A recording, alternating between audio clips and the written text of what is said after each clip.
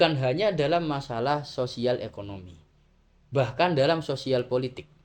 Dalam sosial politik pun ini sudah terjadi perubahan. Di zaman Sayyidina Abu Bakar, Sayyidina Umar, ini belum ada istilah pergolakan politik. Belum ada peristiwa-peristiwa pergolakan politik yang sampai berdarah-darah begitulah. Nah, tetapi di akhir masa kepemimpinan Sayyidina Utsman,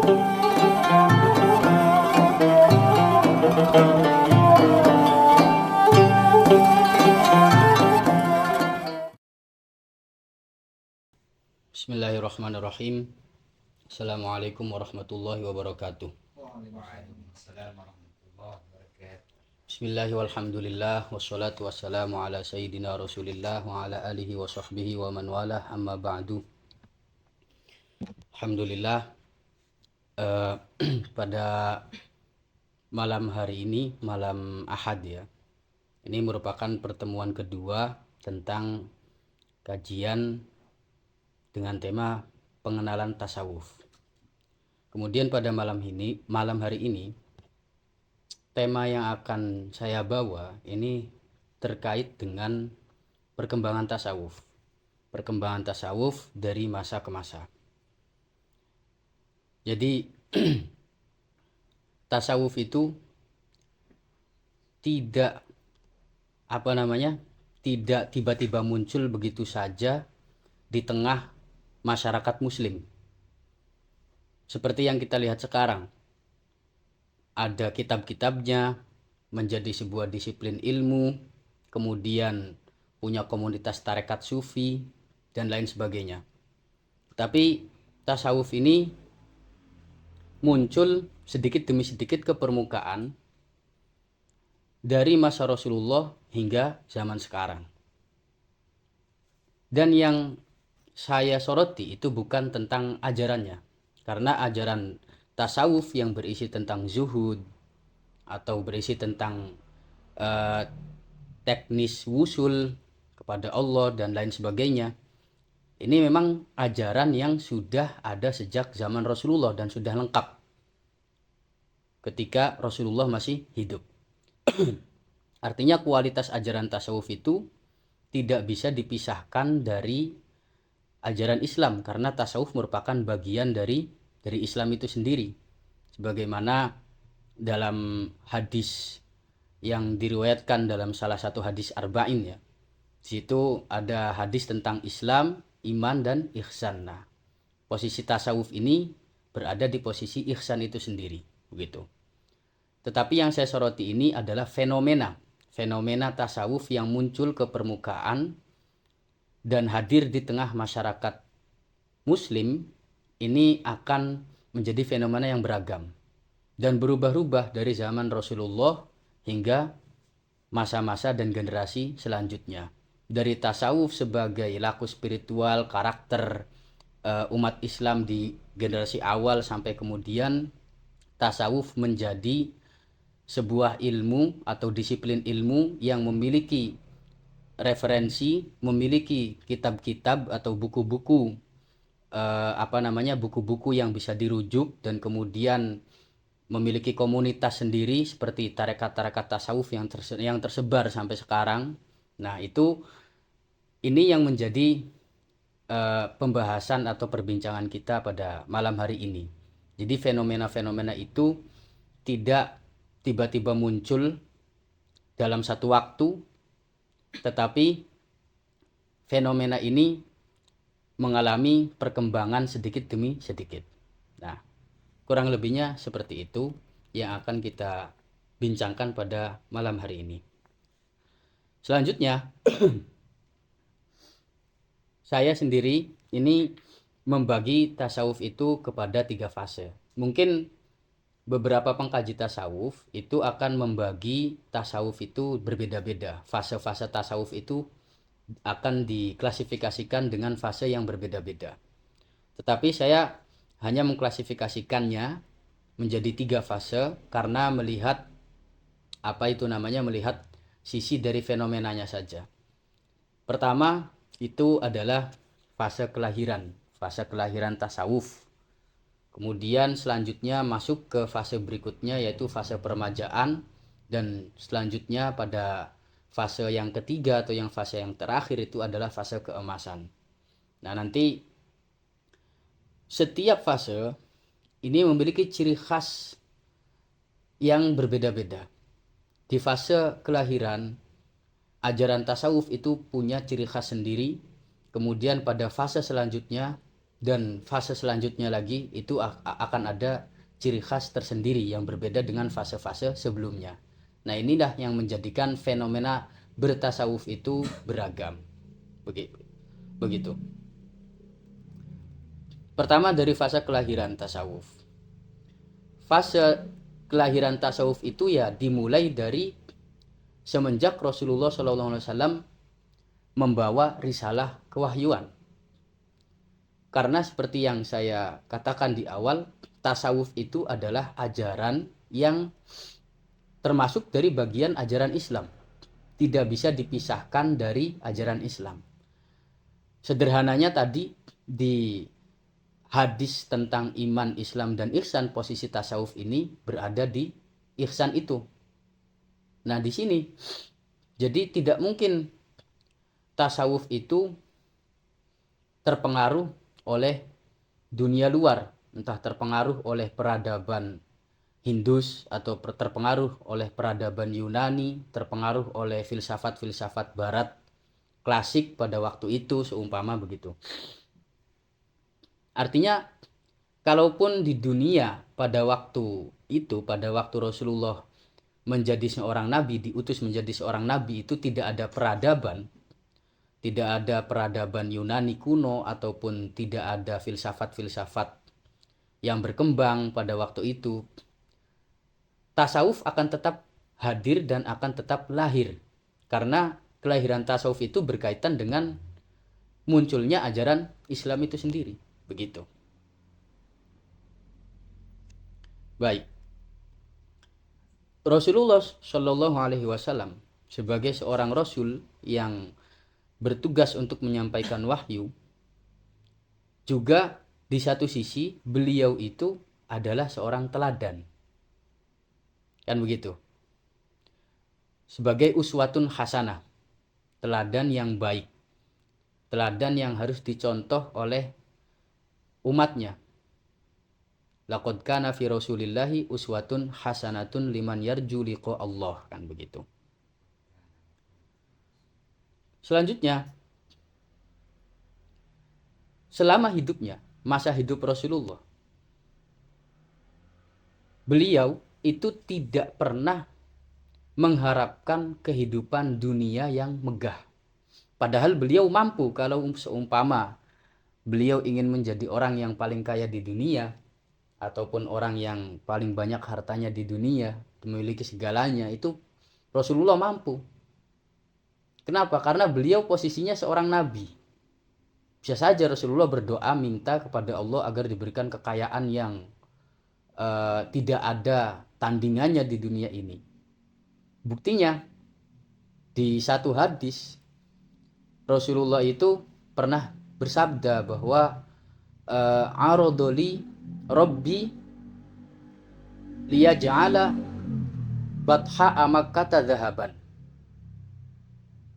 Jadi satu hari Rasulullah itu ditawarkan oleh Allah agar menjadikan seluruh tanah Mekah menjadi zahab atau menjadi emas. Tetapi apa jawaban Rasulullah? Qultu la ya Rabb. Rasulullah menolak, tidak mau. Walakin asba'u yauman wa aju'u yauman. Terkadang saya itu asba itu kenyang. Wa aju'u yauman, dan terkadang saya juga lapar. Fa idza ja'tu tadarra'tu ilaika wa dzakartuka. Di saat saya itu merasa lapar, maka tadarra'tu ilaika wa dzakartuka, saya akan berdoa dan akan bertadarru'. Artinya bertadarru' itu maksudnya berdoa dengan sepenuh hati, meminta dengan sepenuh hati kepadamu, wa dzakartuka, dan akan selalu menyebutmu, wa idza syabi'tu syakartuka wa hamidtuka. Kalau saya berada dalam kondisi kenyang, maka saya akan bersyukur kepadamu, wa hamidtuka, dan akan memujimu. Dan ini adalah satu teladan di mana di satu sisi Rasulullah itu adalah orang yang sangat mampu untuk menjadi orang yang paling kaya hartanya di dunia ini, atau bahkan mungkin menjadi penguasa tunggal di dunia tanpa ada tandingannya, begitu kan, dengan kekuasaan dari timur ke barat. Tetapi di situ ada unsur zuhud yang diperlihatkan dan dicontohkan oleh Rasulullah. Artinya di saat kita itu berada dalam keadaan susah, maka kita juga harus mengingat Tuhan, berdoa kepada Tuhan, kan begitu. Bermunajat kepada Tuhan, meminta dengan sepenuh hati. Jangan hanya jangan hanya menyesali ataupun artinya menyesali ketidakmampuan kita, umpamanya begitu. Kalau kita berada dalam kondisi yang fit atau dalam kondisi yang diberikan banyak kenikmatan, maka di situ juga kita juga tidak boleh lupa bahwa yang memberikan semua ini adalah Tuhan. Yang memberikan semua ini adalah Allah. Sehingga yang harus kita lakukan itu adalah bersyukur dan juga memuji Tuhan. Ini seperti yang disampaikan oleh Maulana Sidi Abul Abbas Al-Mursi, bahwa awqatul abdi arba'atun la khomisalaha. Awqatul abd atau waktu seorang hamba itu arba'ah, hanya ada 4, la khomisalaha, tidak ada yang kelima. 4 itu apa saja? Imma fil baliyah wa imma fil ni'mah. Terkadang seseorang itu berada dalam keadaan bala atau sedang diuji. Wa imma fin ni'mah. Terkadang dalam keadaan sedang diberikan nikmat yang banyak. Itu 2 kan. 1 fil baliyah dan 1 lagi fin ni'mah. Wa imma fil ma'siyah wa imma fit ta'ah. Yang ketiga dan yang keempat, fil ma'siyah wa imma fit ta'ah. Terkadang dalam keadaan maksiat, terkadang juga dalam keadaan taat. Sudah itu. Semua hamba, waktu yang dilalui oleh semua hamba di dunia ini itu tidak jauh dari 4 waktu itu. Terkadang dalam keadaan sedang diuji, terkadang dalam keadaan sedang diberikan nikmat, terkadang sedang dalam keadaan bermaksiat, terkadang juga sedang dalam keadaan taat. Walikullin hakun, tetapi setiap waktu itu punya haknya masing-masing, kan begitu. Kalau dalam keadaan bala atau sedang diuji, maka wa haqqul bala as-sabr, kan gitu. Hakul bala sabr, kita harus bersabar dalam ujian tersebut.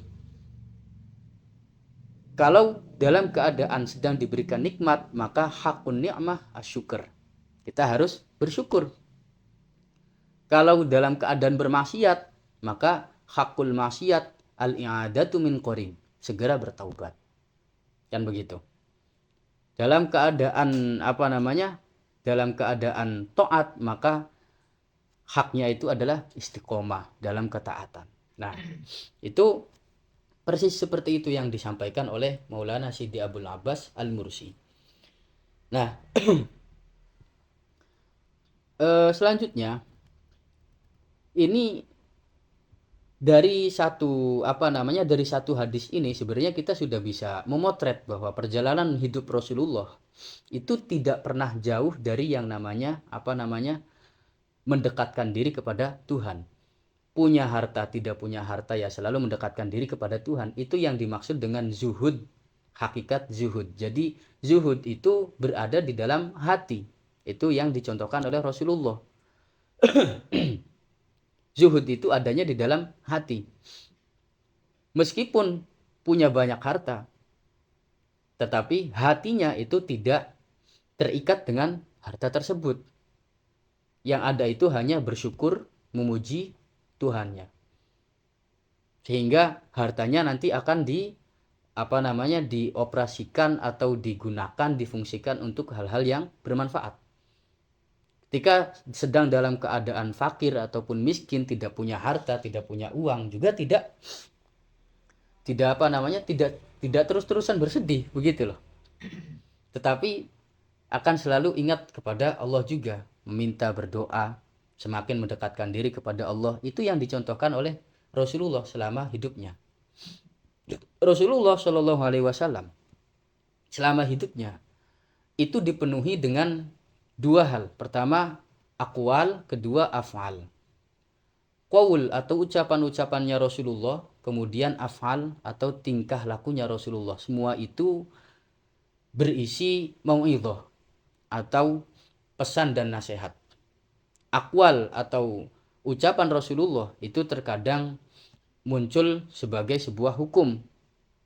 Terkadang juga muncul sebagai bentuk nasihat kepada para sahabatnya. Nah, nasihat-nasihat ini juga yang harus kita ambil dari ucapan Rasulullah. Itu disebut dengan nasihat maqoliyah.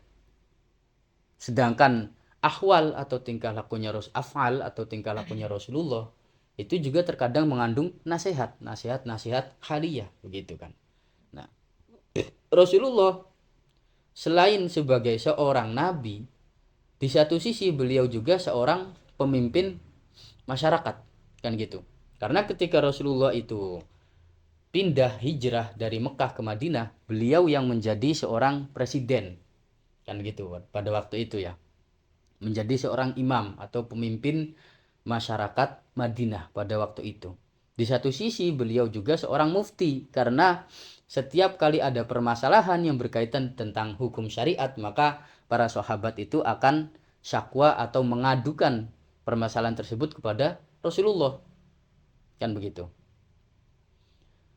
Di satu sisi beliau juga sebagai uswatun hasanah, sebagai teladan yang baik yang perlu dicontoh oleh umatnya, bukan hanya generasi sahabat tapi generasi-generasi selanjutnya. Selama kita menjadi umatnya, maka ya salah satu tugas kita itu adalah meneladani kehidupan Rasulullah Shallallahu Alaihi Wasallam. Nah, para sahabat mereka itu adalah orang-orang yang bertemu langsung dengan Rasulullah, pernah bermuwajahah, bertatap muka, kemudian bersuhbah atau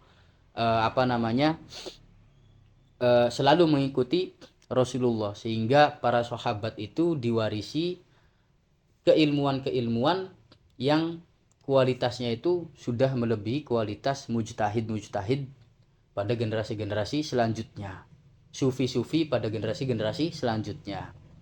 Karena mereka lahir dan muncul dari madrasatun nubuwah atau dari madrasah kenabian. Bagaimana kita melihat Rasulullah sebagai seorang muallim atau sebagai seorang pengajar, itu juga terekam di dalam sirah atau perjalanan hidup Rasulullah Shallallahu Alaihi Wasallam, dan itu banyak sekali dicontohkan bagaimana Rasulullah mengajarkan para sahabat, bukan hanya dari qaul atau ucapan, tetapi juga Rasulullah mengajarkan para sahabat itu dari ahwal, af'al, dari perbuatan, bagaimana menghadapi situasi seperti ini.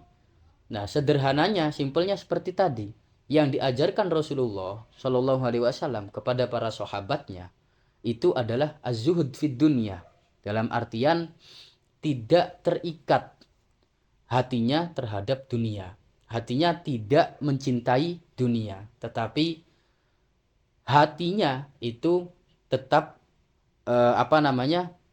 teringatkan dengan Allah Subhanahu wa Ta'ala, selalu mengingat Allah, berzikir kepada Allah dalam keadaan apapun. Karena yaitu tadi, meskipun Rasulullah tidak melarang para sahabatnya untuk mencari dunia, tetapi yang dicontohkan oleh Rasulullah itu adalah sifat zuhud tadi. Sebagaimana Rasulullah menjadi seorang pemimpin komunitas muslim atau pemimpin masyarakat Madinah pada waktu itu. Bagaimana Rasulullah juga menjadi seorang pedagang, salah satu pedagang. Artinya di situ juga Rasulullah mencontohkan bagaimana kita itu mengurusi problem atau permasalahan dunia. Tetapi di satu sisi juga Rasulullah itu mengajarkan tentang zuhud. Artinya meskipun kita diberikan pangkat yang paling tinggi, menjadi orang nomor satu di suatu negara, tetapi zuhud itu harus tetap menjadi prinsip yang dicontohkan oleh Rasulullah. Maksudnya begitu. Nah, itu kemudian menjadi ciri khas kehidupan para masyarakat muslim pada waktu itu, pada generasi sahabat. Kita bisa melihat bagaimana beberapa sahabat itu sangat menalak atau sangat menolak dunia, seperti Sayyidina Umar, Sayyidina Abu Bakar, Sayyidina Utsman, Sayyidina Ali, Khulafaur Rasyidin, dan para sahabat-sahabat lain. Bagaimana Sayyidina Utsman itu kaya, sebagai seorang yang kaya, miliarder pada waktu itu, tetapi harta yang beliau miliki itu semuanya diberikan ke jalan Allah. Memberi seperti Sayyidina Utsman itu kan pernah membeli sebuah sumur, kemudian sumurnya itu diwakafkan untuk umat Islam. Nah, itu yang dicontohkan oleh para sahabat karena mereka ta'asur atau mereka itu terpengaruh dengan muallimnya, gurunya, yaitu Rasulullah. Itu yang diajarkan Rasulullah. Sehingga salah satu simat atau ciri khas tasawuf pada generasi ini itu zuhud menjadi sebuah karakter hidup bagi masyarakat muslim secara luas. Bukan hanya Khulafaur Rasyidin saja, tetapi para sahabat yang lain juga. Nah, keadaan ini terus berlangsung dari generasi Rasulullah wafat, kemudian digantikan dengan Sayyidina Abu Bakar digantikan Umar, digantikan Utsman. Nah,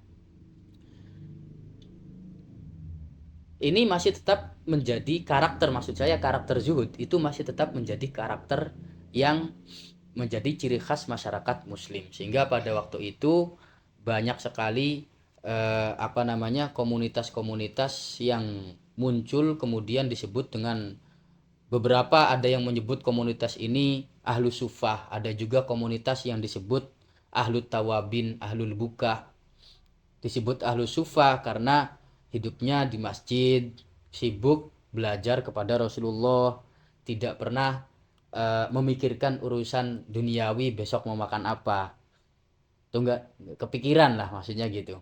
Ada juga Ahlut Tawabin, Ahlul Buka, orang-orang yang mudah menangis ketika mengingat dosa-dosa masa lalunya begitu. Nah, itu karena pada waktu itu mereka masih dekat dengan Rasulullah, masanya belum jauh dari Rasulullah, sehingga pengaruh kehidupan Rasulullah dan pengaruh dari madrasah kenabian itu masih sangat kental dan menjadi ciri khas masyarakat muslim pada waktu itu. Sehingga di zaman itu mungkin belum butuh yang namanya buku yang berisikan tentang tasawuf, kan begitu. Mereka juga tidak butuh mursyid karena mursyidnya langsung dari Rasulullah begitu. Tidak butuh perkumpulan tarekat sufi, itu karena di zaman itu hampir semuanya sufi semua, meskipun di zaman itu belum ada penyebutan istilah sufi begitu loh. Mungkin yang ada hanya Ahlus Sufah, terus kemudian Ahlut Tawabin, Ahlul Buka, dan yang lain-lain. Tetapi itu seperti sudah menjadi karakter begitu, karakter umum masyarakat muslim pada waktu itu, dan tidak bisa dipisahkan karena itu tadi hasil dari madrasah nubuwah. Nah, kemudian Islam meluas dari tanah Arab ke tanah Persia, ke Roma dan Mesir, sekeliling Arab, sehingga ini ekspansi Islam ini banyak terjadi di zamannya Sayyidina Umar khususnya, karena di zaman Sayyidina Umar, di zaman itu umat muslim berhasil menaklukkan Qadisiyah.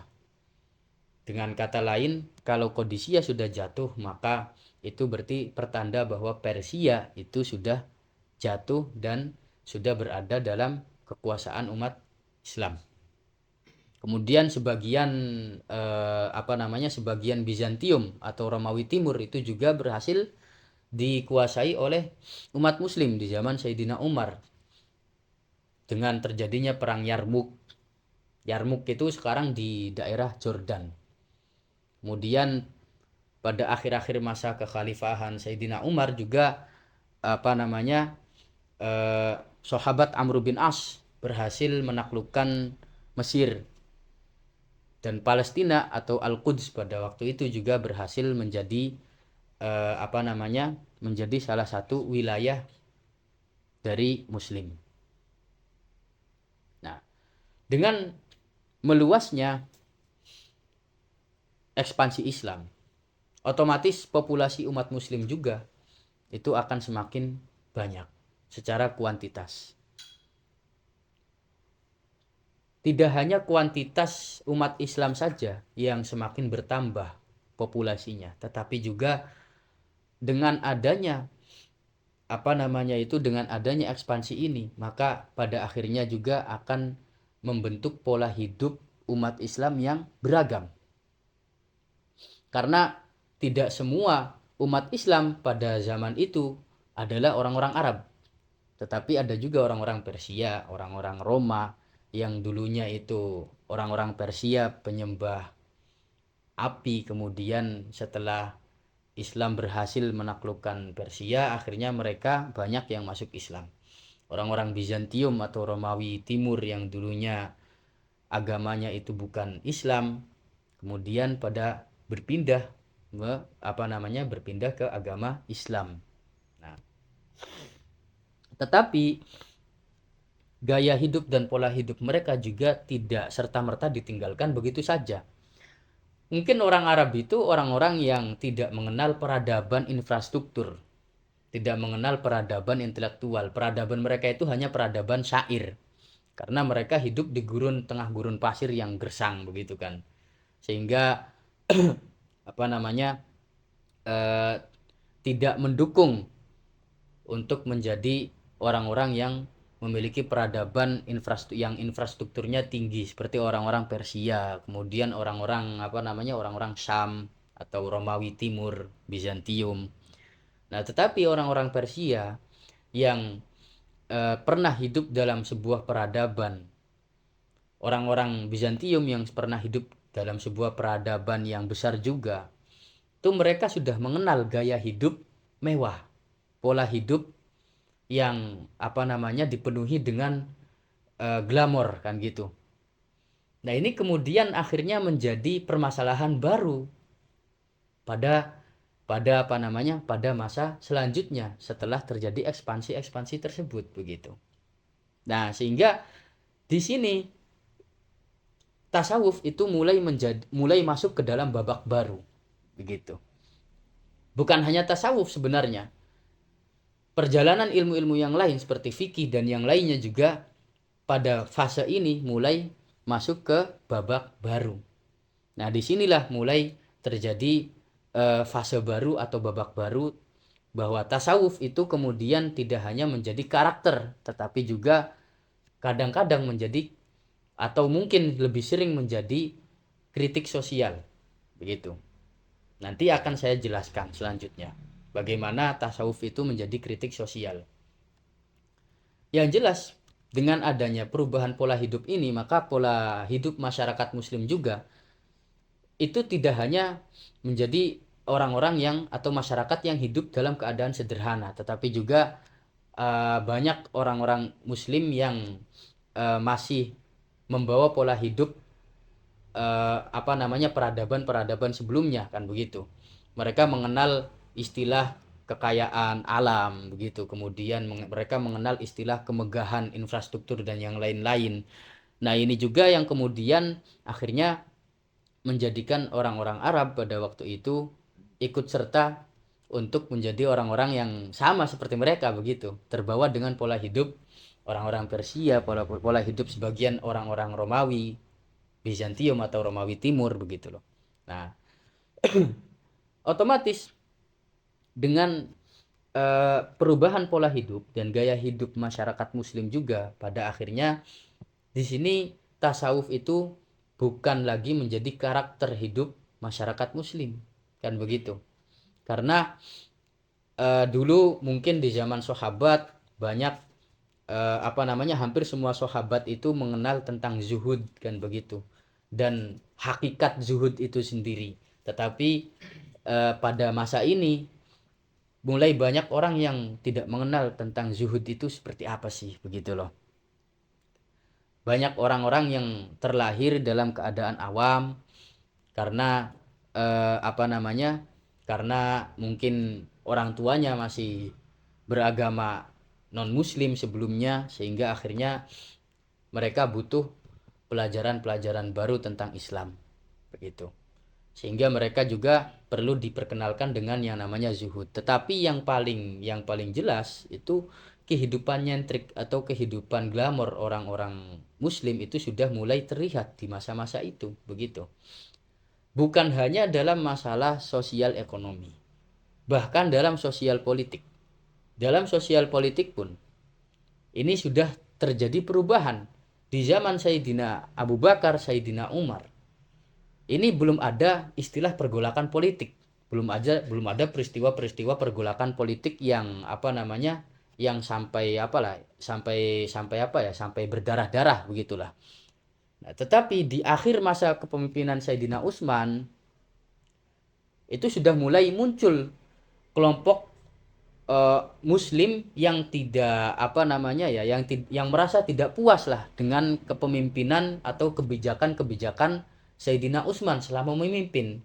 Bahkan Sayyidina Utsman sendiri itu pada akhirnya wafat, dibunuh atau terbunuh oleh para pemberontak. Nah, ini mulai pada akhirnya muncul pergolakan politik, peristiwa politik, dan itu terus terjadi sampai masa kepemimpinan Sayyidina Ali karramallahu wajhah. Sayyidina Ali sendiri itu ya wafat juga sebagai korban politik, begitu loh.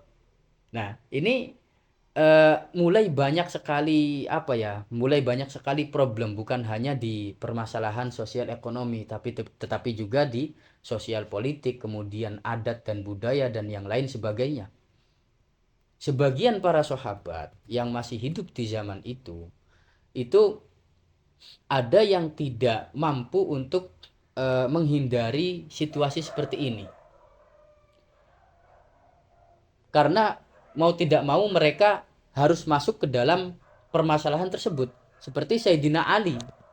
Sayyidina Ali itu ya harus terpaksa menjadi seorang, karena beliau sebagai seorang khalifah, maka terpaksa beliau itu harus masuk ke dalam situasi politik yang sedang bergejolak pada waktu itu. Dan beliau tidak mungkin menghindari situasi tersebut. Atau seperti Abdullah bin Zubair yang wafat dibunuh oleh Yusuf Al-Hajjaj. Itu juga karena beliau bukan berarti beliau itu tidak zuhud, tetapi keadaan yang menuntut beliau itu tidak mampu untuk keluar dari situasi politik. Nah, mungkin sebagian seperti itu. Tetapi sebagian sahabat lain juga yang hidup pada masa itu ada yang tidak ikut campur tentang urusan politik, tentang urusan masalah-masalah dunia yang lain, seperti Abdullah bin Umar, Abdullah bin Abbas. Mereka lebih memilih diam, mereka tidak ikut serta dalam percaturan politik, dan itu terus berlangsung sampai pada akhirnya khalifah terakhir Sayyidina Ali bin Abi Thalib wafat. Ini khalifah terakhir yang masyhur ya. Karena sebenarnya kalau dalam beberapa kajian itu khalifah terakhir itu bukan Sayyidina Ali tetapi Sayyidina Hasan. Nah, ini ada tinjauannya sendiri lah. Tetapi ini bukan pembahasan kita malam ini lah. Yang jelas pembahasan kita pada malam ini adalah bagaimana tasawuf itu di masa-masa awal Islam menjadi karakter umat muslim dan menjadi ciri khas kehidupan atau pola hidup umat muslim. Tapi pada generasi selanjutnya, setelah generasi sahabat masuk ke generasi tabi'in dan tabi'in selanjutnya, mulai terjadi perubahan pola hidup dan gaya hidup masyarakat sehingga tasawuf itu mulai dilupakan dan sudah tidak menjadi karakter bagi masyarakat muslim pada umumnya. Nah, itu yang menjadi inti dari pembahasan kita pada malam hari ini, pada perbincangan kita pada malam hari ini. Nah, tetapi itu intinya tadi pergolakan politik, kemudian permasalahan pola hidup, gaya hidup, adat istiadat itu terus berlangsung hingga pada akhirnya Islam dipimpin oleh Bani Umayyah.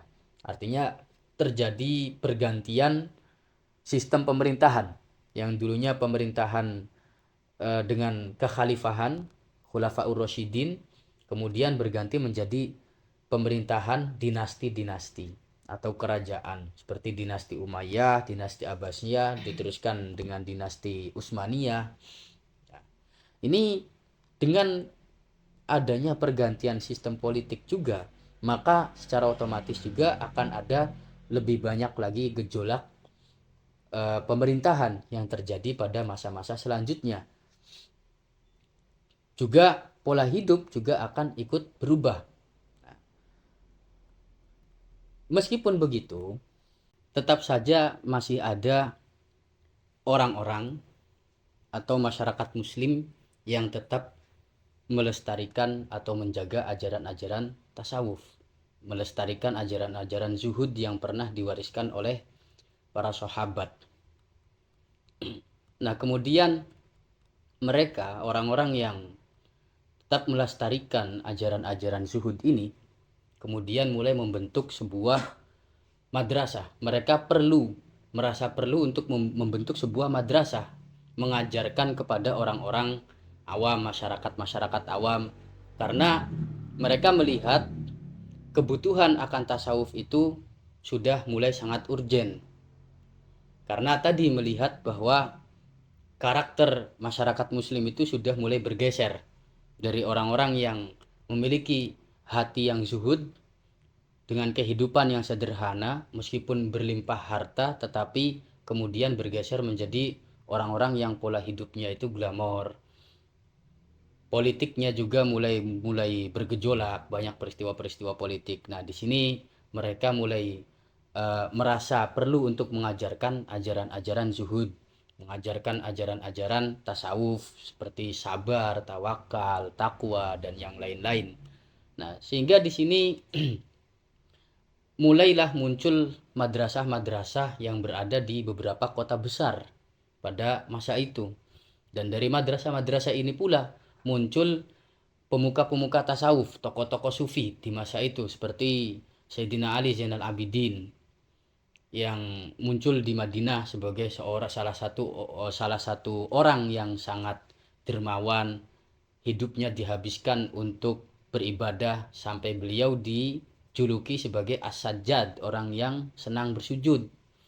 Kekayaannya selalu dihabiskan untuk beribadah sosial, diinfakkan kepada fakir miskin dan sebagainya. Dan juga Salim bin Abdullah bin Umar, cucunya Sayyidina Umar, yang juga sama hidupnya itu selalu menolak keglamoran atau kemegahan dunia. Bahkan beliau pernah diberikan hadiah besar oleh salah satu khalifah atau salah satu raja pada waktu itu, pada waktu kerajaan dinasti Umayyah ya. Tetapi beliau menolak pemberian atau hadiah besar tersebut. Nah, ini di kota Madinah. Di Basroh kemudian muncul juga beberapa tokoh-tokoh sufi yang lain seperti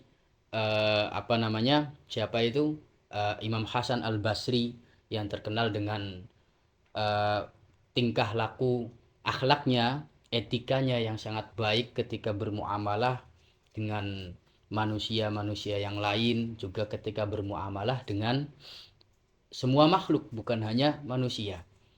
Muncul juga seperti orang-orang yang seperti Rabi'ah Al-Adawiyah yang terkenal dengan hubbun ilahinya, cinta Tuhannya, cinta ketuhanannya. Itu di Basroh. Di Kufah juga muncul orang-orang atau tokoh-tokoh sufi seperti Imam Sufyan As-Sauri. Di sisi lain beliau sebagai seorang faqih, ahli fikih, mujtahid pada zamannya, juga beliau adalah seorang tokoh sufi juga. Di daerah Balakh itu daerah daerah Afghanistan sekarang. Itu muncul orang-orang seperti Ibrahim bin Adham. Nah, Ibrahim bin Adham, dan di kota-kota lain, kota-kota besar yang lain. Itu disebabkan karena madrasah yang muncul atau pelajaran-pelajaran tasawuf yang mulai dimasukkan ke dalam madrasah oleh orang-orang yang masih memegang ajaran-ajaran zuhud pada waktu itu. Nah, sehingga dari sini juga kita bisa melihat pada fase ini, artinya di fase peremajaan ini, ada satu ciri khas tentang tasawuf, bahwa tasawuf itu muncul sebagai kritik sosial. Kritik sosial ini tidak harus diungkapkan dengan kata-kata, tidak harus diungkapkan dengan kalimat begitu loh. Tidak harus diungkapkan dengan demonstrasi, tetapi juga bisa diungkapkan dengan kelakuan atau perbuatan. Nah, seperti orang-orang pada masa itu yang membentuk sebuah madrasah, membentuk sebuah taklim atau majelis-majelis tasawuf dan lain sebagainya. Bahkan di sini pada fase ini para sufi itu terkenal dengan zuhad, orang-orang yang zuhud. Memang di sini juga belum muncul penyebutan sufi, tetapi sudah mulai populer dengan penyebutan az-zuhad, orang-orang yang zuhud. Kenapa disebut orang-orang yang zuhud? Karena kehidupan mereka yang sangat sederhana. Meskipun di sisi lain terkadang mereka juga punya banyak harta, begitu. Punya banyak punya banyak uang, emas pada waktu itu. Tetapi mereka tidak menggunakan harta-harta mereka itu untuk memperlihatkan kemegahan ataupun keglamoran hidup, tetapi untuk diinfakkan kepada fakir miskin dan yang lain-lain, begitu. Nah, itulah orang-orang yang disebut zuhud pada waktu itu.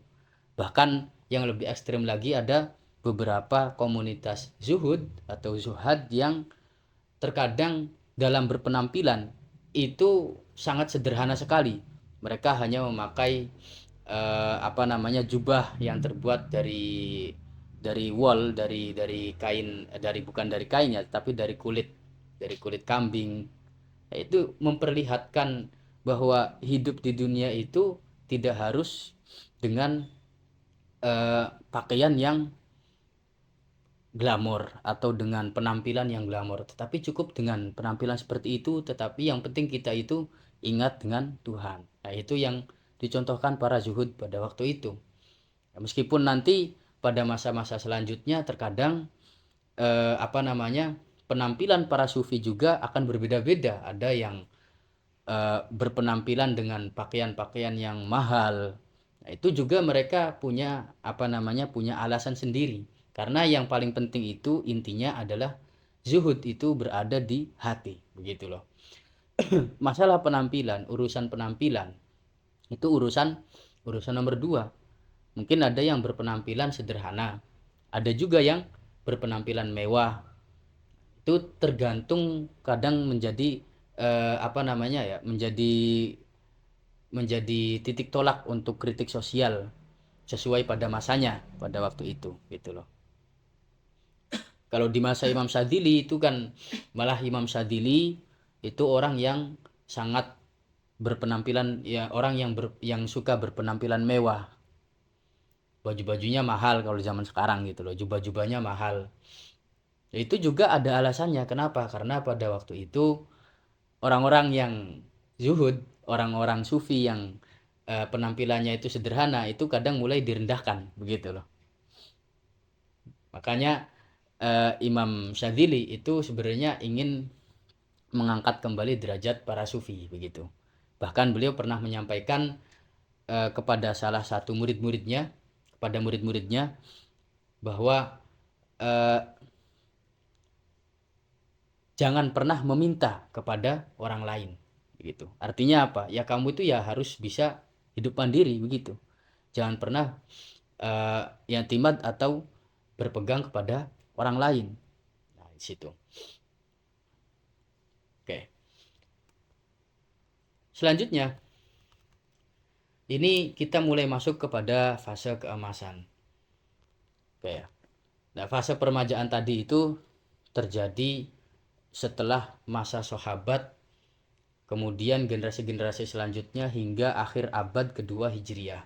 Nah, pada abad ketiga Hijriah, ini sudah mulai masuk kepada fase keemasan. Yang saya maksud dengan fase keemasan ini, artinya tasawuf ini tidak hanya menjadi laku spiritual, begitu.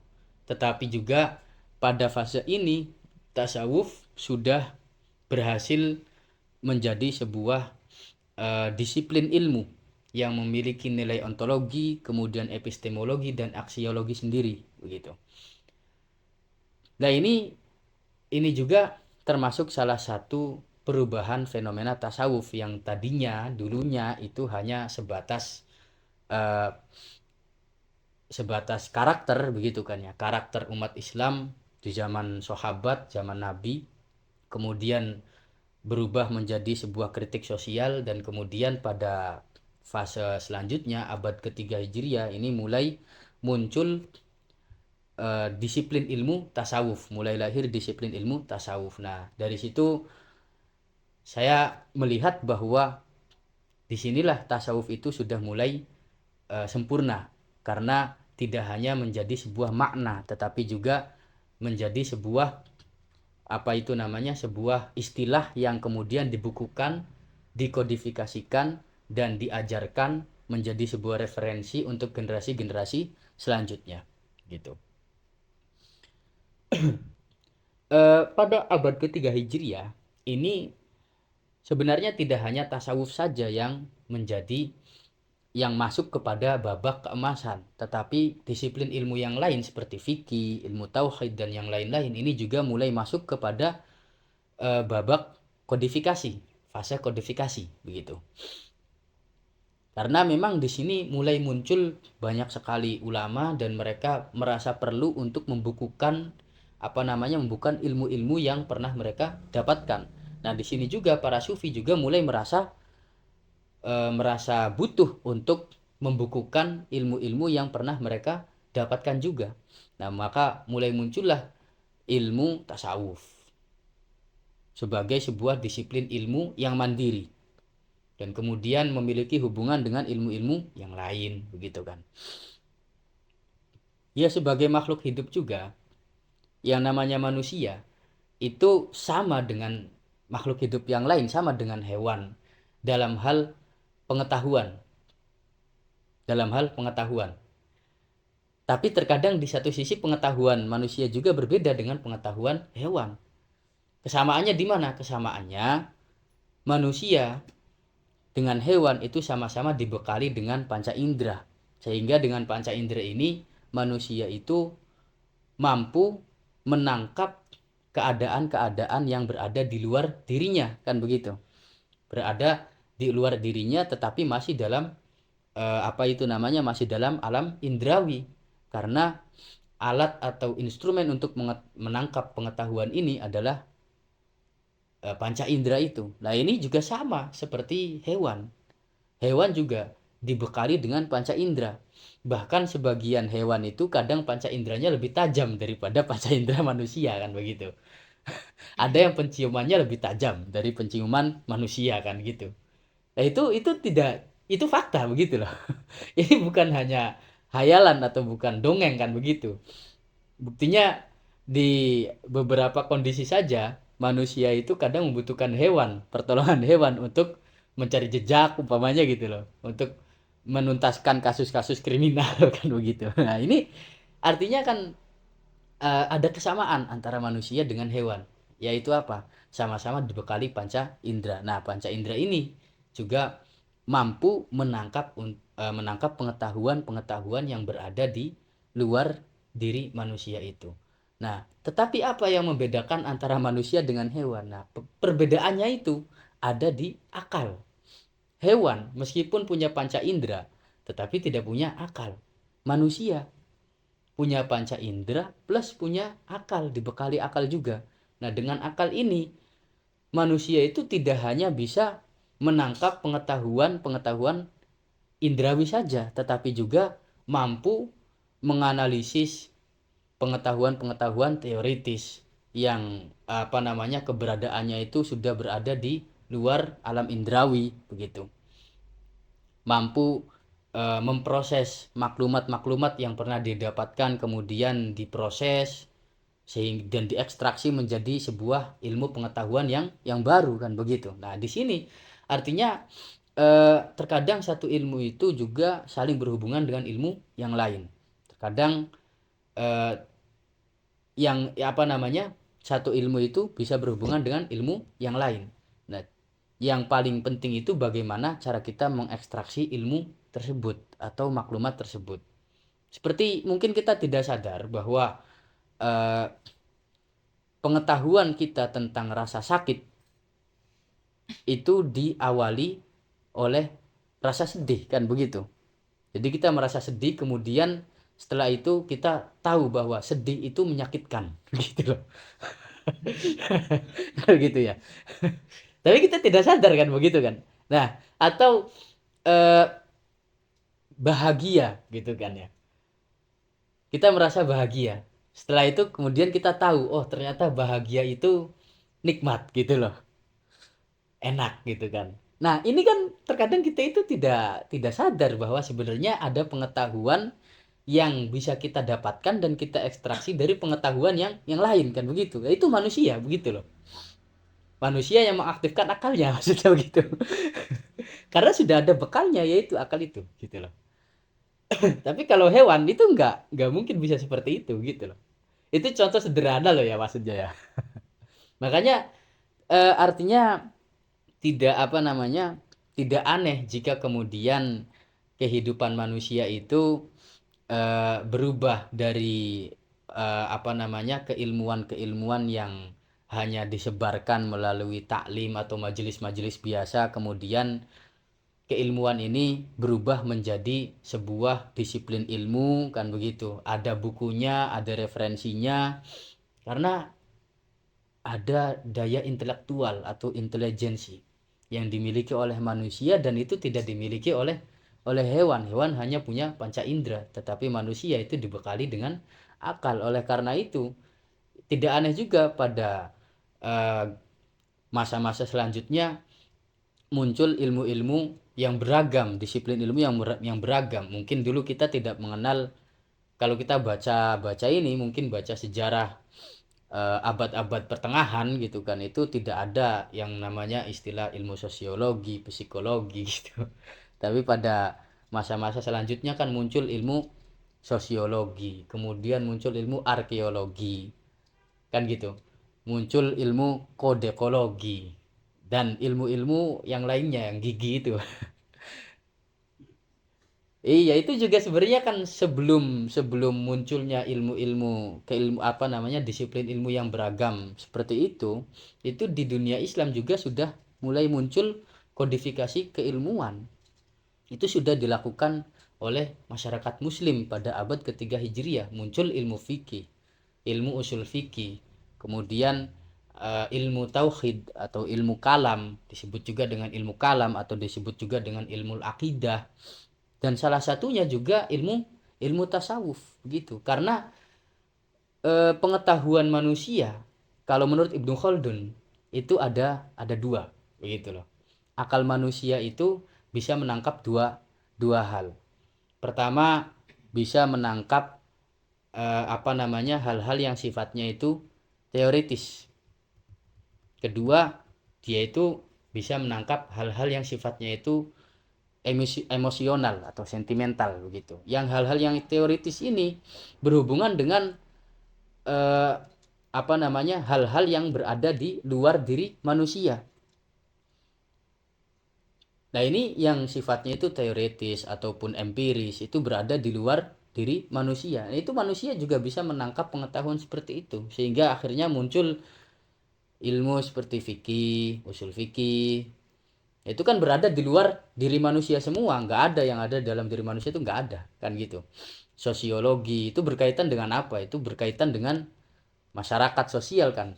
Masyarakat sosial itu bukan ada, tidak ada di dalam diri manusia itu gitu loh, tetapi di luar diri manusia kita membaca kondisi di sekeliling kita, kan begitu, sehingga kemudian kita bisa menganalisa problem sosial, kemudian melahirkan sebuah kaidah-kaidah sosial dalam ilmu sosial ataupun ilmu arkeologi, ilmu ilmu psikologi, itu kan berada di luar diri manusia semua, kan gitu. Nah, tetapi manusia juga itu mampu menangkap apa namanya, pengetahuan-pengetahuan yang berada atau mampu mengetahui kondisi-kondisi yang berada di dalam dirinya, begitu loh. Ini mungkin sekarang bisa disebut dengan ilmu psikologi lah, kan gitu. Kalau dibentuk sebagai sebuah ilmu loh ya. Karena itu kan urusannya dengan urusan batin manusia gitu. Karena seperti tadi, contoh-contoh sederhana, kadang manusia itu sebenarnya tahu dia itu sedang dalam keadaan sedih, kan gitu kan. Manusia tahu kadang dalam keadaan bahagia, sedang dalam keadaan marah, sedang dalam keadaan rela, begitu. Itu manusia terkadang, bukan hanya terkadang, tapi ya sering, malah sering sering apa namanya, sering mengetahui, sering sadar, menyadari bahwa eh, menyadari kondisi-kondisi tersebut, begitu loh. Mungkin kita tidak apa namanya, tidak sadar bahwa itu adalah pengetahuan, tapi menurut Ibnu Khaldun ini juga termasuk pengetahuan, begitu, termasuk ilmu. Karena eh, ilmu itu adalah menangkap sesuatu yang belum pernah diketahui, kan. Sebelumnya kita berada dalam kondisi bahagia, kemudian berada dalam kondisi sedih. Nah, kita sadar sekarang lagi sedih, kemarin lagi bahagia. Sekarang kita paham, kita sadar sekarang itu lagi nggak punya uang, lagi kere, kemarin masih bisa jalan-jalan kemana-mana, kan begitu. Nah, ini kan sebenarnya kan apa ya, maksudnya itu hal-hal yang sifatnya itu berada dalam atau kondisi yang berada dalam diri manusia. Nah, dengan kata lain, sebenarnya manusia itu tidak hanya bisa menangkap pengetahuan-pengetahuan luar saja, tetapi juga bisa menangkap pengetahuan-pengetahuan yang berada di dalam dirinya. Sehingga dari sini kalau menurut Ibnu Khaldun, manusia itu punya potensi yang besar untuk memahami atau mengetahui tentang ahwal dan makomat atau level-level yang dijelaskan oleh para sufi dalam kitab-kitab tasawuf, begitu. Karena tasawuf itu berbicara tentang bagaimana seseorang itu sabar, bagaimana seorang itu rela, ridho dengan qada qadar, kan begitu. Bagaimana seseorang itu tawakal, menerima apa adanya, menerima takdir dan lain sebagainya yang sifatnya itu bukan apa namanya ya, bukan berada di luar diri manusia, tetapi semuanya itu adalah kondisi-kondisi yang berada di dalam diri manusia. Makanya akhirnya muncul kata-kata mutiara seperti man arofa nafsahu arofa robbahu, kan begitu. Kalau kita pengen tahu Tuhan kita, pengen mengenal Tuhan kita, maka kenali dulu dari dalam diri diri kita, kan begitu. Sederhananya begitu, begitu loh. Nah, itu sehingga eh, tidak mustahil juga kalau kemudian ada ilmu-ilmu seperti ilmu tasawuf yang topik pembahasannya, perbincangannya itu mengenai ahwal, makomat, tentang bagaimana keadaan hati kita, bagaimana caranya itu takhliyah atau apa namanya itu, membersihkan diri dari sifat-sifat rodhail atau sifat-sifat yang buruk seperti hasad, iri dengki, ria dan lain sebagainya. Kemudian tahliyah, bagaimana caranya menghiasi diri kita itu dengan sifat-sifat yang indah seperti sifat rohmah, dermawan, kasih sayang dan yang lain-lain, kan begitu. Nah, nah di situ pada fase inilah akhirnya tasawuf itu mulai muncul sebagai sebuah disiplin ilmu. Yaitu tidak mustahil ada ilmu tasawuf yang membahas tentang permasalahan hati, kan begitu kan. Membahas tentang permasalahan hati, tidak jauh dari permasalahan hati. Bagaimana sabar, tingkatan sabar, tingkatan ridho, tawakal, tingkatan tawakal, itu tidak mustahil. Karena seperti yang dikatakan Ibnu Khaldun tadi, buktinya saja selain ilmu tasawuf ada ilmu psikologi, kan begitu, yang berhubungan dengan kondisi-kondisi yang berada di dalam diri manusia, bukan berada di luar manusia, kan begitu. Nah, di fase ini kemudian mulai muncul sekali banyak kitab-kitab tasawuf yang ditulis oleh tokoh-tokoh sufi. Sebagian kitab-kitab itu ada yang berbicara tentang atau ada yang membahas tentang adabut thorik, atau teknis untuk melakukan suluk atau melakukan perjalanan spiritual, seperti kitab Qutul Qulub yang ditulis oleh Abu Thalib Al-Makki. Ada juga kitab-kitab tasawuf yang topik pembahasannya itu membahas istilah-istilah tasawuf, istilah-istilah yang digunakan oleh orang-orang sufi pada waktu itu. Nah, ini satu hal juga ya, bahwa istilah-istilah tasawuf yang kita kenal sekarang itu mulai muncul pada waktu itu. Penyebutan tasawuf atau penyebutan sufi muncul pada waktu itu, pada fase tersebut, dan istilah-istilah tasawuf juga itu mulai muncul pada waktu itu. Seperti istilah fana, kemudian istilah apalagi bako, kan gitu. Ada istilah, pokoknya istilah banyak gitu. Istilah safar. Mungkin kalau, nah ini penting juga ya, penting untuk diketahui bahwa setiap ilmu itu punya istilah yang berbeda-beda, meskipun bahasanya sama begitu, tetapi makna yang dikehendaki itu tidak sama. Seperti kalau kita berbicara tentang kias, kias itu di usul fikih ada pembahasan kias, di mantik atau di ilmu logika juga ada pembahasan yang disebut dengan pembahasan kias. Tetapi maksud kias usul fikih itu berbeda dengan maksud kias yang berada di dalam ilmu mantik, kan begitu. Sama seperti istilah-istilah yang disampaikan atau yang diajarkan oleh tokoh-tokoh sufi pada waktu itu, seperti fana, al-hub, dan yang lain-lain, itu memiliki makna yang berbeda. Artinya yang dimaksudkan ini bukan makna lughawi. Kalau kita menerjemahkan fana umpamanya, di kamus itu fana itu maknanya apa? Fana itu kan maknanya apa? Lebur, hilang, kan begitu kan. Tapi orang-orang sufi itu menggunakan istilah atau menggunakan bahasa fana itu tidak untuk mengartikan jasadnya itu hilang, bukan begitu loh. Tetapi yang dimaksudkan itu adalah hatinya itu sudah merasa berada atau sudah merasa dekat dengan Tuhan, sehingga dia sudah mulai tidak mengenal dirinya itu siapa. Yang dia kenal itu hanya Tuhannya saja, begitu loh. Lah itu adalah fana yang dimaksud oleh para sufi, kan begitu. Ada juga istilah safar. Kadang bahasanya itu sederhana begitu loh, safar. Kalau kita buka di kamus terjemahan, safar itu apa ya? Safar itu perjalanan, kan gitu kan. Lalu kita mungkin berpikir, oh, perjalanan berarti ya seperti orang melakukan perjalanan dari Surabaya ke mana? Ke Jakarta umpamanya, atau dari Bandung ke Jakarta, atau dari Jakarta ke Kairo umpamanya, dari Jakarta ke Jeddah dan yang lain-lain. Itu yang kita fahami dari makna safar atau perjalanan, yaitu seperti itu.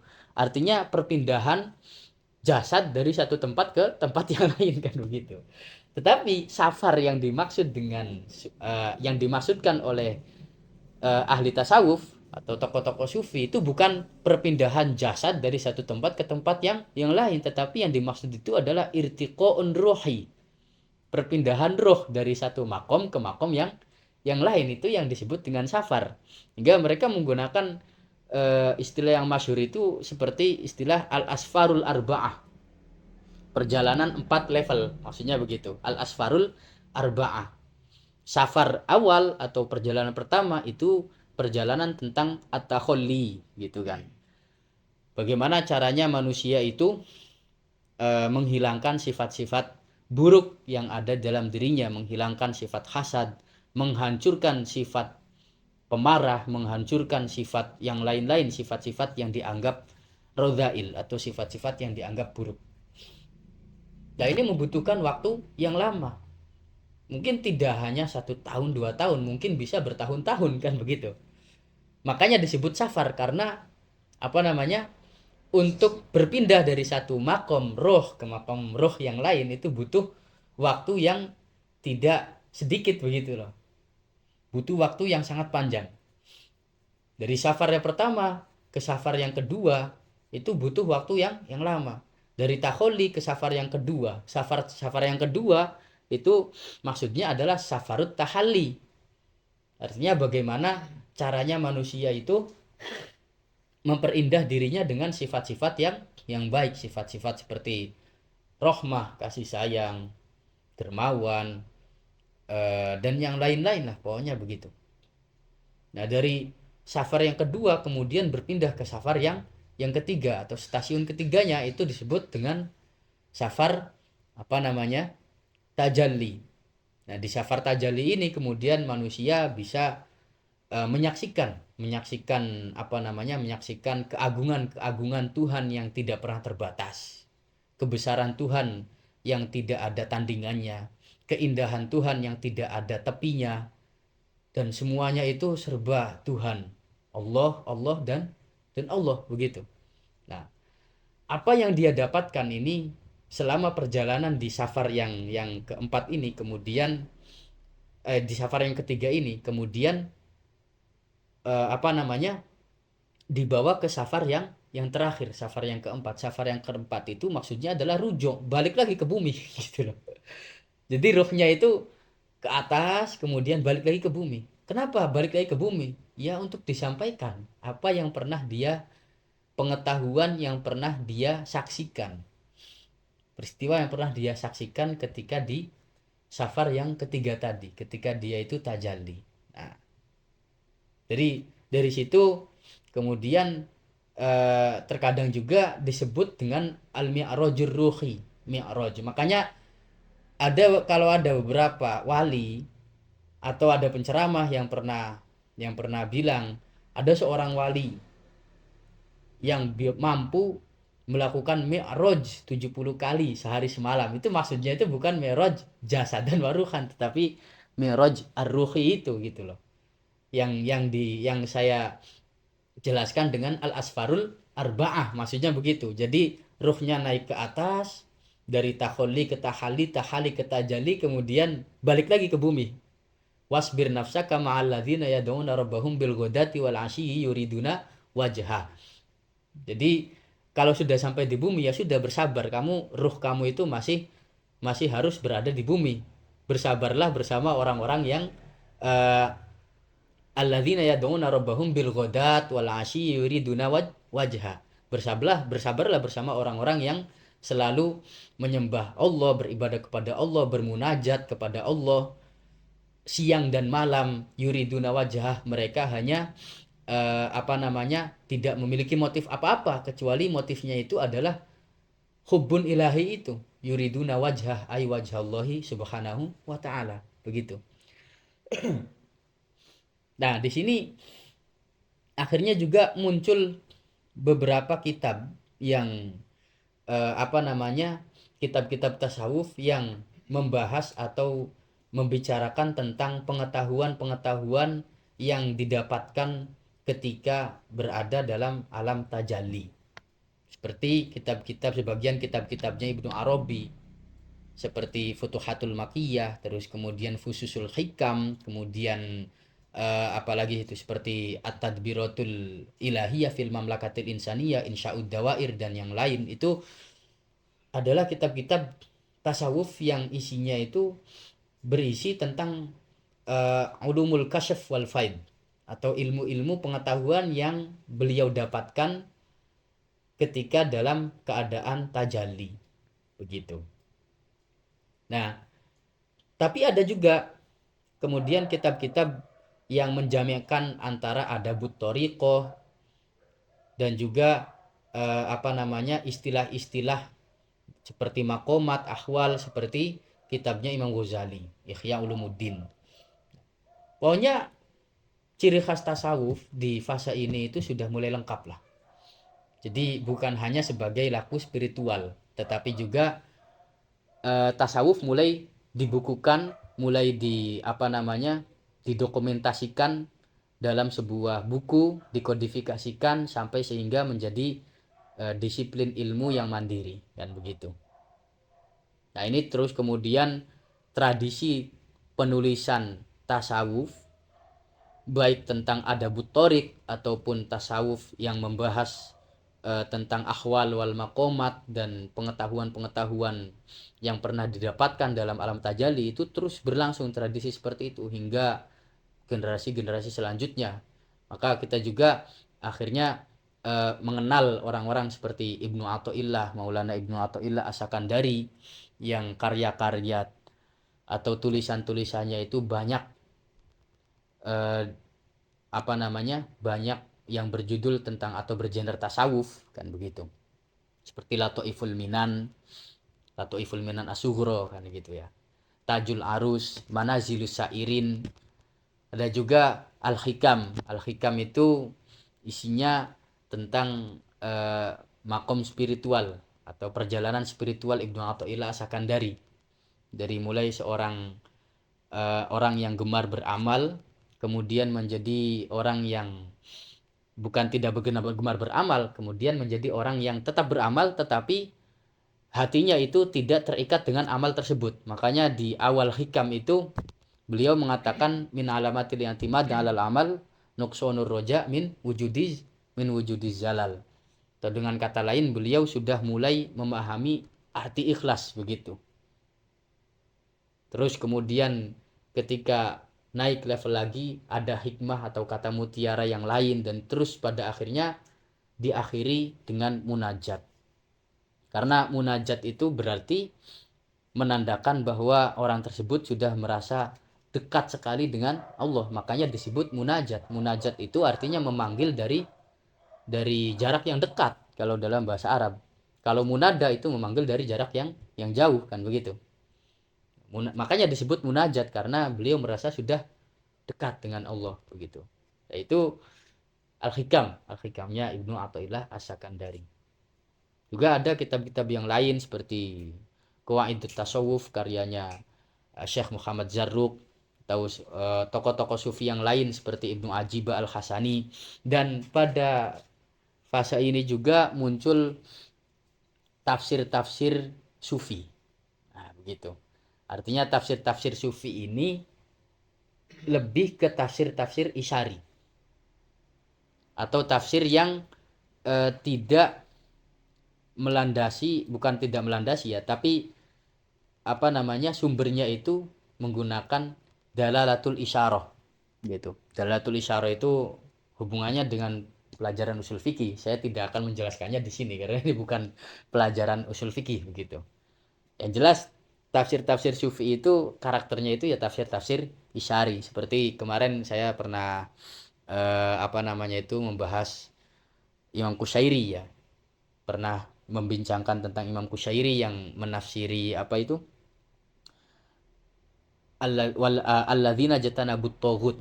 Nah, yang dimaksud togut kalau menurut Imam Qushairi togutun nafas gitu loh. Artinya togut setiap manusia itu adalah hawa nafsunya itu sendiri. Nah, ini tafsir-tafsir sufi itu maksudnya seperti itu. Jadi lebih ke dalalatul isyarah. Tidak melihat kalimat dengan dalalatul alfaz atau bukan dalalatul alfaz ya, tetapi dalalatul mutobaqoh ataupun dalalatul tadammun. Itu istilah-istilah ilmu lain lah, bukan ilmu tasawuf. Nah, gitu. Oke. Nah, ini muncul tafsir-tafsir sufi seperti Lataiful Isyarat yang ditulis oleh Imam Qushairi, terus kemudian seperti Al-Alusi juga Ruhul Ma'ani gitu. Ada juga Ibnu Ajibah yang menulis Al-Bahrul Madid fi Tafsirul Qur'anil Aziz gitu. Dan masih banyak lagi. Nah, ini salah satu karakter atau ciri khas tasawuf pada masa ini atau pada fase keemasan. Selain itu, para sufi juga kemudian merasa perlu untuk membentuk sebuah komunitas begitu. Karena tidak hanya mengajarkan tasawuf, tetapi juga mereka mendidik beberapa orang, mengkader beberapa orang agar menjadi sufi-sufi yang benar-benar benar-benar hidupnya itu hanya untuk Allah, minallah wa ilallah walillah, kan begitu. Sufi-sufi yang benar-benar sofa gitu, hatinya bersih. Nah, ini juga akhirnya mulai muncul perkumpulan-perkumpulan yang sekarang kita sebut dengan tarekat sufi. Jadi memang terkadang tokoh-tokoh sufi itu memiliki teknis yang berbeda untuk usul. Meskipun levelnya sama, levelnya mulai dari tahalli, kemudian mulai dari takholli, kemudian ke tahalli, kemudian ke tajalli, kan begitu. Ya, contoh sederhananya beginilah. Jadi, seumpama ada orang dari Cirebon atau dari daerah mana begitu loh, ingin ke Jakarta. Yang satu berangkat menggunakan mobil Prima Jasa umpamanya gitu. Yang satunya lagi berangkat menggunakan mobil travel maksudnya. Yang satunya lagi berangkat menggunakan mobil pribadi. Nah, ini kan di sini kan tujuannya sama, kendaraannya juga sama, mobil kan gitu kan.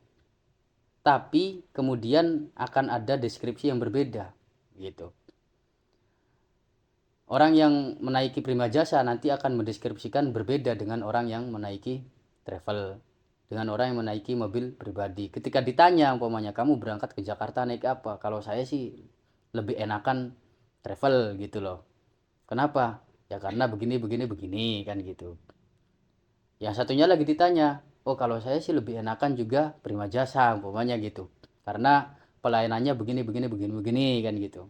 Yang satunya lagi, wah saya sih lebih enakan juga pakai mobil pribadi sendiri, soalnya lebih leluasa ini gitu gini gitu, bisa istirahat kapanpun lah, pokoknya sebagian lah, banyak lah.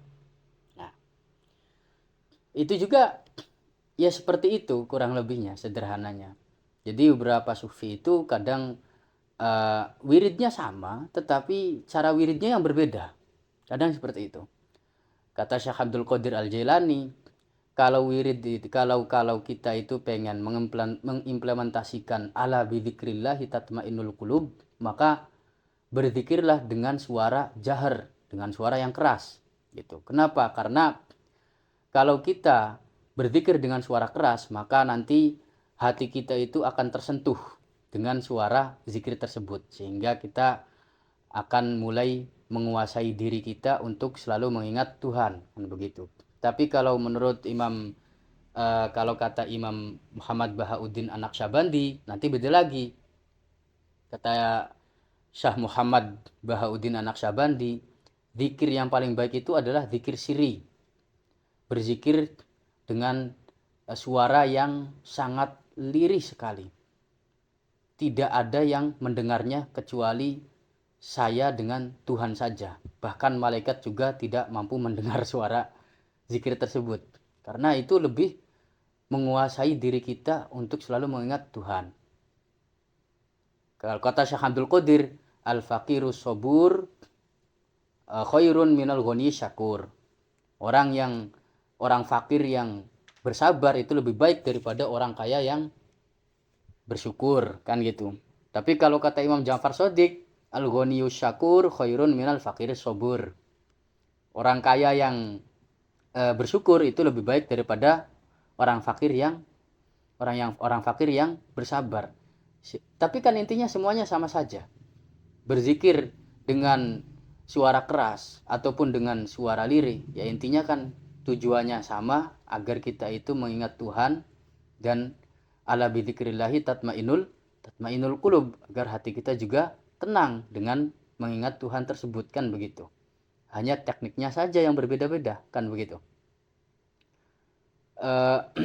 Atau seperti al-faqirus sobur khairun minal ghani syakur. Intinya kan sama-sama zuhud, kan gitu kan. Intinya dari dua kata-kata ini gitu loh, semuanya itu mengesankan tentang zuhud kan. Orang fakir yang penting itu sabar, ya itu kan zuhud. Bukan fakir tapi tamak kan gitu.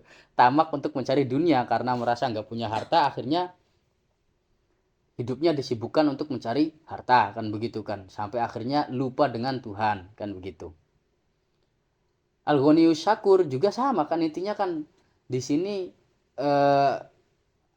nasihat untuk zuhud juga, kan begitu kan. Yang jelas kan intinya meskipun kamu kaya, tapi kamu itu jangan terikat hatinya atau terpaut hatinya dengan kemegahan dunia dan kekayaan yang kamu miliki itu, kan begitu kan. Tetapi kamu harus selalu bersyukur, kan itu kan inti dari zuhud, bahwa dalam keadaan apapun, dalam keadaan fakir ataupun dalam keadaan kaya, dalam keadaan sedih, dalam keadaan suka, ya yang jelas kita itu harus tetap mengingat Tuhan, kan begitu kan. Jadi tidak terlalu terpengaruh dengan keadaan di sekeliling kita. Meskipun saya fakir, tetapi saya tetap ingat Tuhan, tetap membaca Al-Quran, tetap beribadah sebagaimana layaknya seorang hamba beribadah atau menyembah Tuhannya, kan begitu. Keadaan saya yang fakir, ya saya sabari saja, kan begitu. Atau yang kaya juga ya harus disyukuri kekayaannya. Bukan untuk dipamerkan kekayaannya, kan begitu kan, tetapi untuk disyukuri sebagai sebagai pemberian dari Tuhan, kan begitu. Ya intinya kan sebenarnya sama saja. Meskipun kalimatnya berbeda, tapi intinya itu sama. Tekniknya berbeda, tujuannya sama, levelnya juga sama, sesuai dengan makomnya saja. Karena kan gak semua orang itu diberikan kaya oleh Allah, kan begitu. Ada juga orang yang memang dikehendaki oleh Allah itu fakir gitu loh. Kalau seumpama di dunia ini hanya ada satu kata mutiara, yaitu al-ghaniyyu syakur khairun minal fakir sobur, maka orang-orang berlomba-lomba untuk menjadi kaya semua nantinya, kan gitu kan. Nah, ya yang jelas itu sesuai dengan dengan pemberian Tuhan kepada manusia itu, gitu loh. Nah dari situ perbedaan-perbedaan perbedaan para sufi ini hanya sebatas perbedaan dalam retorika saja atau perbedaan teknis, tetapi inti tujuan dan levelnya itu semuanya sama. Yang harus dilewati oleh seorang sufi itu mulai dari tahalli, kemudian tajalli, semuanya sama seperti itu. Nah dari sini juga kemudian beberapa sufi itu yang pernah melakukan tajribah atau melakukan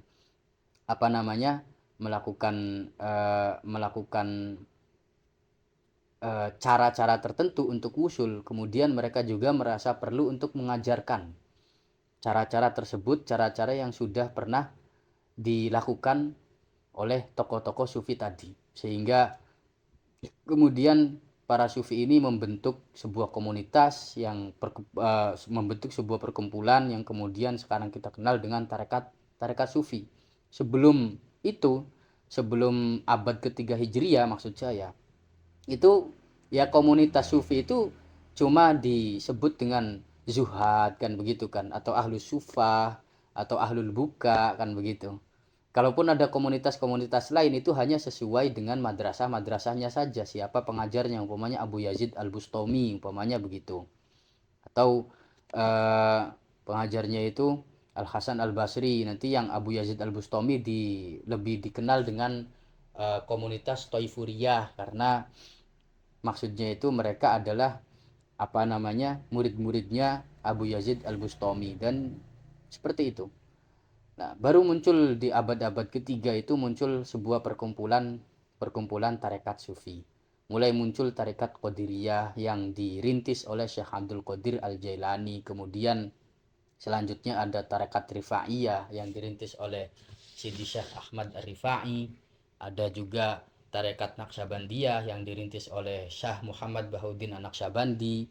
Ada tarekat Syatoriyah yang dirintis oleh Syekh Abdullah Syattor. Ada Jistiyah yang dirintis oleh Syekh Muainuddin Jisti. Ada juga Syadziliyah yang dirintis oleh Maulana Sidi Abdul Hasan Asyadzili. Dan kemudian berkembang menjadi torikoh-torikoh furu'iyah atau pecahan-pecahan torikoh. Dan kemudian tarekat-tarekat sufi ini juga berkembang mengalir ke beberapa daerah-daerah Islam, meluas tidak hanya di satu tempat saja. Seperti Qadiriyah yang awalnya lahir di Baghdad karena Sidi Syekh Abdul Qadir Al-Jailani menghabiskan hidupnya di Baghdad sampai wafatnya dan dimakamkan di Baghdad juga. Nah, awalnya di Baghdad, kemudian berkembang ke daerah-daerah selain Baghdad, berkembang ke daerah Khurasan, berkembang ke daerah-daerah wilayah Transoksiana, maaf. Bukan Transoksiana ya, wilayah Transoksiana itu seperti daerah Kazakhstan, terus kemudian Tajikistan, begitu loh. Kemudian mengalir ke India dan seterusnya sampai ke Indonesia ya. Dan demikian juga dengan toriko-toriko yang lain, itu terus mengalir begitu. Terus berjalan dari satu daerah ke daerah yang lain dibawa oleh para dai-nya, ada yang membawakan mursyidnya sampai bahkan ke Indonesia. Seperti yang kita kenal sekarang. Bahkan para pembawa Islam awal Indonesia, para pembawa Islam di Indonesia generasi awal yang kita kenal dengan sebutan istilah Wali Songo atau Wali Sembilan, itu juga mereka itu adalah para pengamal tarekat-tarekat sufi. Seperti Said Ahmad Rahmatullah atau yang kita kenal dengan Sunan Ampel dan dimakamkan di Surabaya, itu beliau pengamal tarekat Kubrawiyah. Kubrawiyah itu dirintis oleh Syekh Najmuddin Al-Kubro, makanya disebut Kubrawiyah. Atau Syekh Syarif Hidayatullah Sunan Gunung Jati yang dimakamkan di Cirebon, itu juga pengamal tarekat Naqsyabandiyah. Sunan Giri atau Maulana Ainul Yakin yang dimakamkan di daerah Gresik juga sebagai pengamal dan bahkan beliau itu mursyid tarekat Syatoriyah. Ya, demikian. Bukan hanya di Indonesia tapi hampir di seluruh wilayah Islam. Semua tarekat-tarekat sufi itu kemudian mengalir dan meluas ke daerah-daerah yang lain. Di Mesir sendiri sebagai wilayah kelahiran tarekat Syadziliyah. Jadi kebanyakan mayoritas orang Mesir itu pengamal tarekat Syadziliyah. Masyayikh Mesir juga mayoritas itu pengamal tarekat Syadziliyah. Ya, memang ada tarekat-tarekat lain selain Syadziliyah, itu ada. Sekarang ada juga di Mesir. Tapi di awal-awal yaitu kebanyakan pengamal tarekat Syadziliyah, karena di situ tempat di mana Al-Imam Abul Hasan Asyadzili menghabiskan masa hidupnya sampai dimakamkan di wilayah Khumaisarah, Wadi Khumaisarah. Oke. Nah, dari sini dengan munculnya tasawuf sebagai ilmu pengetahuan dan disiplin ilmu yang mandiri, independen, juga munculnya komunitas atau perkumpulan tarekat-tarekat sufi ini, maka ini sudah melengkapi tasawuf sebagai maknan wasuluk, begitu. Jadi tasawuf itu bukan hanya makna saja, bukan hanya suluk saja, tetapi dua-duanya, makna wasuluk. Maksudnya makna ini artinya ada istilah-istilah yang harus dipelajari. Seperti tadi, saya menyinggung istilah fana, kan begitu. Menyinggung istilah bako, ada istilah al-asfarul arba'ah atau yang disebut juga dengan al-mi'rajur ruhi, kan begitu kan. Dan istilah-istilah lain yang belum saya sebutkan di sini, begitu. Juga ada adabut thoriq atau thoriqul wusul, bagaimana caranya kita itu wusul. Nah itu ini perlu dipelajari secara maknan kan begitu, perlu difahami begitu loh.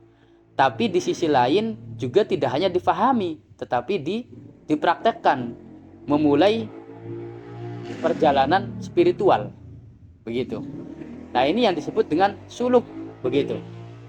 Nah dua-duanya ini memang butuh guru, butuh syekh. Dalam memahami tasawuf secara maknan juga butuh guru, butuh syekh.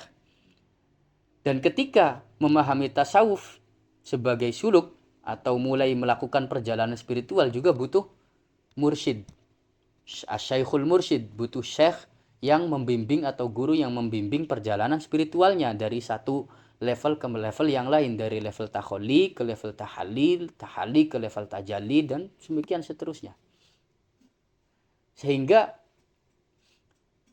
orang-orang yang memiliki kecenderungan untuk mengkaji tasawuf tetapi mereka tidak tidak melakukan suluk, itu juga belum bisa disebut sebagai sufi.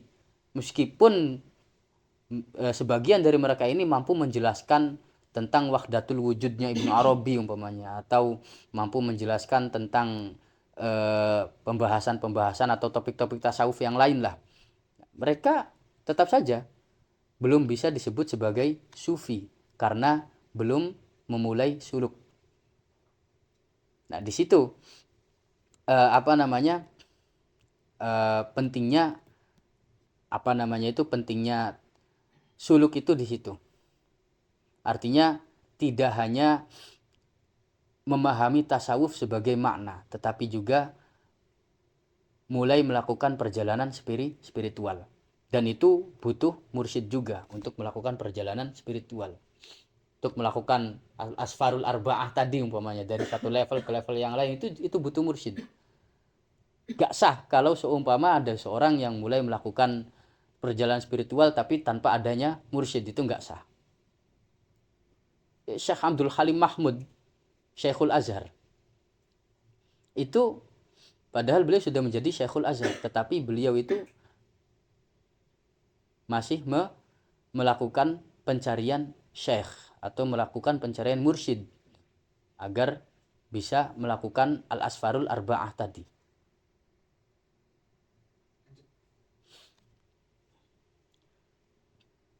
Atau seperti Maulana al-Imam Abul Hasan Asyadzili yang mencari mursyid dari Maroko sampai ke daerah Baghdad. Beliau itu Maulana Imam Abul Hasan Asyadzili itu lahir di daerah Maroko.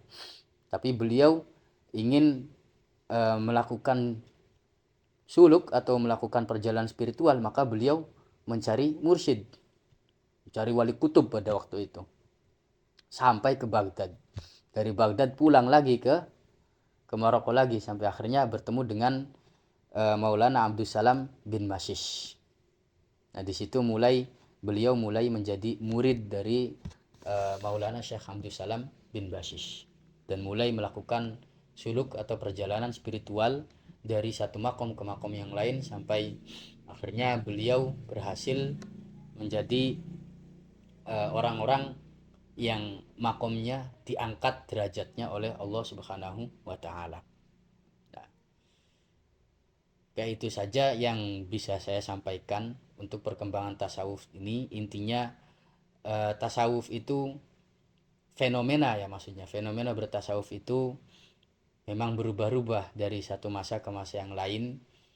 Di awal Islam tasawuf itu menjadi sebuah karakter dari masyarakat muslim, kemudian pada fase selanjutnya tasawuf itu pada akhirnya menjadi kritik sosial, entah dengan cara membuka madrasah tasawuf ataupun membuka pengajian-pengajian tasawuf ataupun memperlihatkan pola hidup yang bertentangan dengan pola hidup masyarakat arus utama pada waktu itu begitu.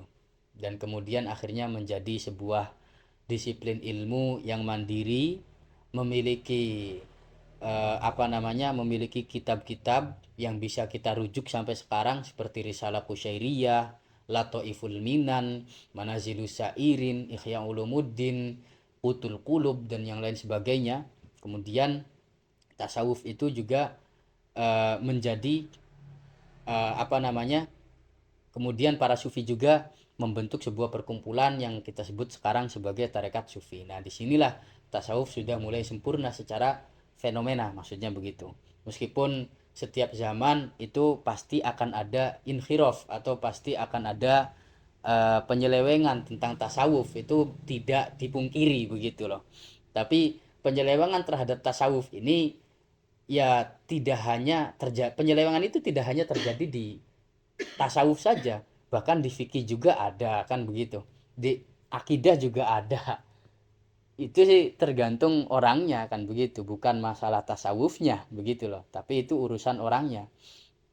Orang-orang yang pernah di mungkin dia pernah diajari cara membuat pedang, tapi dia tidak tahu caranya memakai pedang, makanya akhirnya bisa membunuh orang banyak kan karena nggak tahu cara memakai pedang kan begitu.